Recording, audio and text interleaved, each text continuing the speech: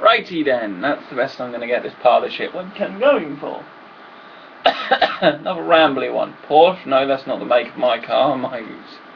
Oh dear, I don't know where I'm going. Anyway, today's pickups, which are sort of, well, interesting. First one, rollerblades. You see, I want to do some exercise, but I don't want it to be boring as batshit. Because going down the gym, one, it's expensive, two, it's boring as batshit. Loads of people who go to the gym will say, someone who said to the gym today, it's just going down there and watching loads of men just look at themselves in the mirror, pose in the mirror. And they also smell of BO. The one I went in did. So why not get something that's fun like that? You can zoom around, then go slip over and go whack on your ass, which I did a few times today. I even went up to the lads in them. That was funny. The technician was like, I've noticed your new footwear. It's not really appropriate for the labs. Make it the last time. Okay, no problems. And the other thing I got was this. Some of you might be wondering, why the hell has he gone and got capture-y stuff?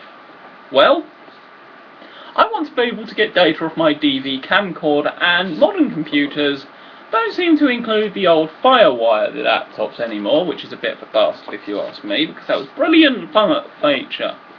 Plus of all, this might actually double on recording footage from the television for the games and whatnot. So if we pull it out its shitty box, in modern day standards, its instruction booklet is about as complicated as the average sheet of toilet paper. It literally is what it says, a quick start guide, and it has about a bazillion different languages written all over the pamphlet. So yeah, it's nothing particularly complicated about installing the actual hardware. What I do like that they've done, I'm not pleased about lack of instructions, is they've given you a driver on disk, which means you're not forced to use the proprietary software, which is fantastic, so you can use it with software you want to, basically.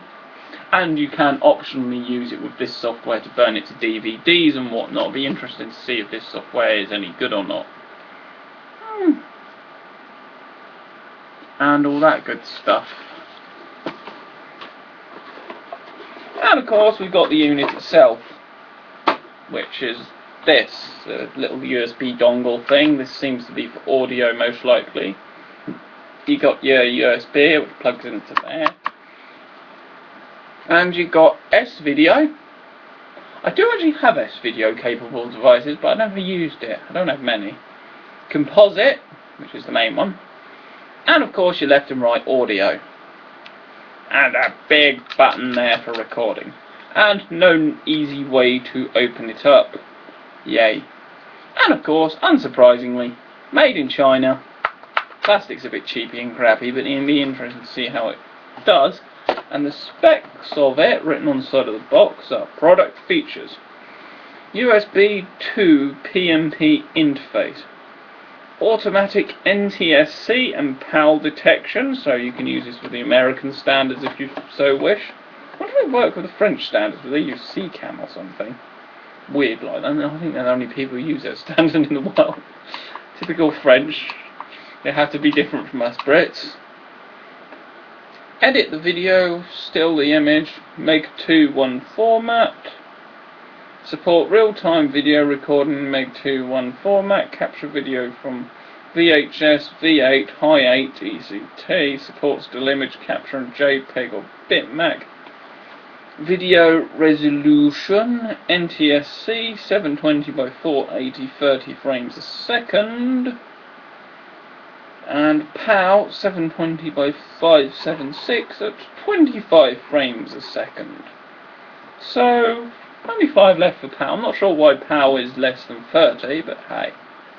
External video input, composite S-Video, burn files onto DVD, VCD, never heard of that, VCD, never heard of that either. Bundled with Cyberlink Power Director 5, Cyberlink Power Producer 4. Do inform me if their software's any good. Specifications: interface, video input, composite, S-video, audio input,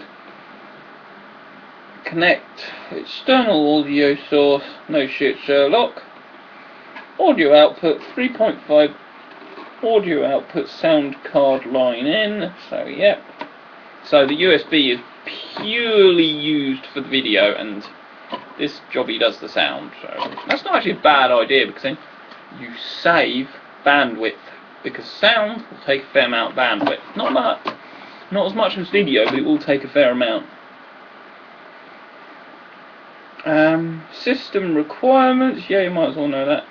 Pentium, I think that's 4, I'm not very good at system requirements. It's IV, 1.6 gigahertz, I'd like if they made a 6 gigahertz processor. Or higher, recommended. 256 meg of RAM, system memory above, so you can have a pretty shit P4 PC basically. One available USB port, preferably USB 2. USB 1 would be stretching it on the bandwidth. Get about 10 megabits a sec out of USB 2, something like that. Graphics card must support DirectX 9, so yeah, bare bones basic one. Sound card, AC97 compatible sound card. Don't know what the fuck that means. 1 gigabyte of free hard drive space. What, for a driver? CD-ROM drive for software installation. They're actually making computers now without optical drives, which to me just seems ludicrous. And of course, Microsoft Windows XP and Windows Vista. Well, we don't use Vista here, but anything that runs on XP, Vista runs on 7, no doubt. And I'd be interested to see if I could get it running in Linux. And then, of course, we've got to include DVD Maker USB 2, Quick Start Guide, CD-ROM with driver utilities, multi-language user manual. Yay! Why can't they print the user manual? CD-ROM with Cyberlink Power Director 5 software and Power Producer 4 software. Capture, editing and burn. Make your home DVD simple in 3 steps. Maybe. Then it's got its usual things, direct burn and all that goodness. So yeah, it seems this should do the job quite nicely if you ask me. Oh god, why the hell would you want to capture from CNN unless you're taking the piss out of it? I've got someone who reckons the laptop's an Acer in the demonstration, but of course, for whatever reason, they've removed all the branding. Don't know why they do that. Here we go. Plenty of bazillions of languages written on the back. All that good stuff. Made in China, of course. What isn't these days? Does the box smell nice? Just smells like a box, really. Nothing brilliant. So now we have bits of this everywhere. Let's put it back for now. I might do some gaming tonight, so this will be useful for things like the PS1, PS2, N64, the Amiga, but you only get BW. Not the Mega Drive because I don't have composite outs.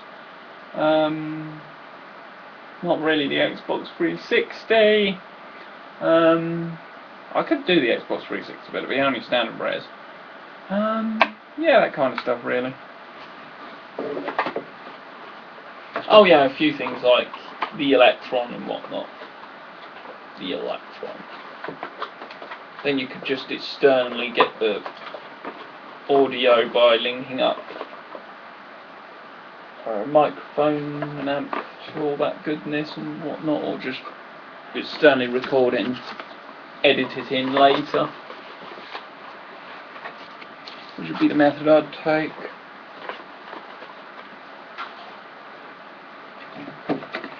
So far, it looks like it should do the job nicely because The reason I avoided eBay in this case is the ones you get off eBay you have to be really careful with, because there are some which are just complete and utter tripe. You buy them, they get shipped from China, and they end up having like really shit frame rates and lag-tastic. Now I've got mud on my knee, I wonder how that happened. And all that goodness.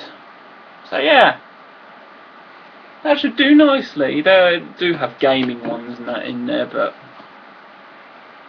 I don't do a lot of Xbox 360 recording. Won't be any good for the B because that's RGB. And I'm not getting a convertery thingy-mabob for it. So there'll be some videos from now on that will have the whole capturing malarkey done to them. I'll be playing and watching them on my monitor.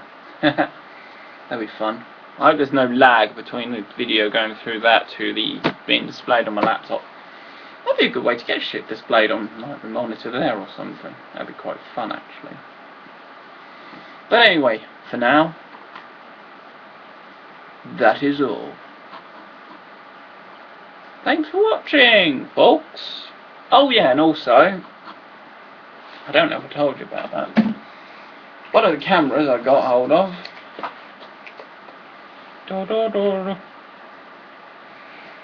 was a bit dodgy, and the seller will be sending me a new one. Yay!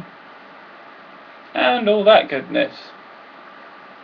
And here comes RCP having a look in. Got anything to say? No? Okay. You go off and do what you were doing then. There he goes. He's gone over there. Oh, my feet are tired. Yeah, I've kind of been rollerblading around the uni. Might as well, it's kind of fun. In fact, I went outside the uni. I've still got to figure out a way to stop in them. That's a problem when you find yourself going towards dodgy terrain. Sort of crouch into a sort of crouchy position, then you have more sort of shock absorption in your legs to the dodgy terrain. Less likely to cack it and fall flat on your face or arse. Yeah, I'd also not recommend rollerblading with a laptop wrapped around you. It's very difficult to control. Thanks for watching. I'm going to do something else now. I'm sure we hit the stop recording button, which always lives at the bottom, but I can never find it.